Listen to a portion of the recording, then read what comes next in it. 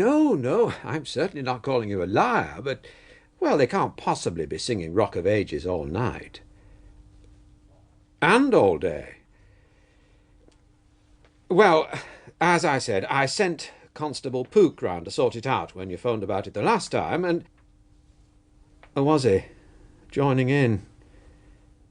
Yes, of course, he's a very strong baritone, yes, very strong. Right, well, all right, Mrs. Palmer, I'll tell you what. Although it isn't strictly speaking CID business, I'll drop round there myself the first chance I get. No, I can't say when that'll be, no. Yes, I can hear them. Yes, I am lucky I don't live next door to the mission. Well, first chance I get, I promise you. I'd better go now, Mrs. Palmer, I'm wanted. Well, it might be more important.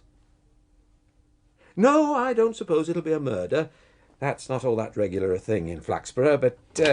Sorry to bother you, Inspector. Yes, I will. Promise. First chance. Goodbye now. God save us. Mrs. Palmer. Not the one who keeps phoning about the mission in Northgate. The very same. I don't know what she's worrying about gospel singers for. She can drown 'em out with her ordinary conversation. Certainly doesn't need to use the phone. What's up, Sid? Mr. Spain's here. He's asking to see you, Governor. What, Arthur Spain, the butcher? That's him. Wonder what he wants. Dunno. Won't tell me nothing.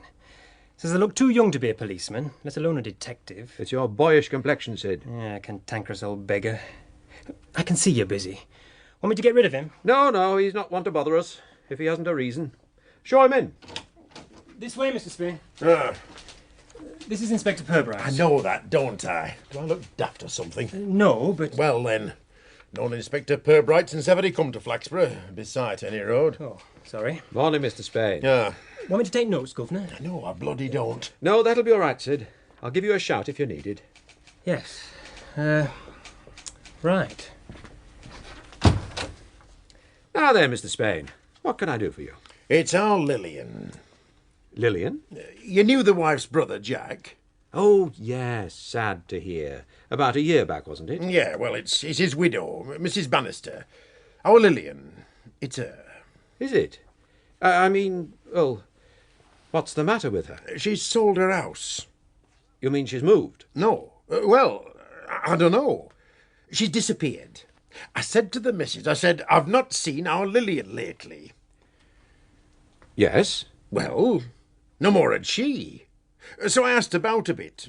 Customers, you know, them as knows her.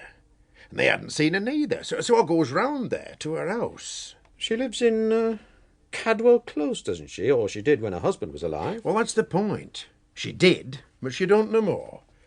Never a word. I goes round there and I rung the bell. No answer. I goes round the back, and there's this row of milk bottles not taken in. Must have been over a week's worth. Going green, some of 'em. I see. Well, I was a bit worried about that. You would be. So I comes back round the side of the house thinking she might have been taken ill or something, and nobody knowing. And there's this woman, large as life. Ah, and what woman was that? This woman what I'm telling you about, aren't I? What's standing in the path there, looking up at the house. There's nobody in, she says. No, there isn't, I says. I've called several times, she says, sounding a bit put out. What for, I says. Well, to get in, she says to me like I were barmy. It's mine, or it will be on the 25th. I've bought it, me and my husband. Well, I'm dumbfounded. You must have been. I mean, there's some of our money in that house, the wife's and mine. So I goes to see that Mr. Scorp. He's a solicitor. That's right. Miserable old fart as a rule, but he seemed quite pleased to see me. Thought I were calling on her behalf, 'cause there's still quite a lot to be cleared up about this sale, he says. Expect he only meant his bill. Ah. But anyway, he's not seen her neither. No idea where she is. I tells him about the milk and that nobody's seen her and that. And then he looks right worried too. Comes over all confidential. There's one point about this sale, he says, which I think, in the circumstances, I ought to mention, he says. It seems that when the contract was signed, he made an advance to our Lillian. Seems she asked for it, about £400.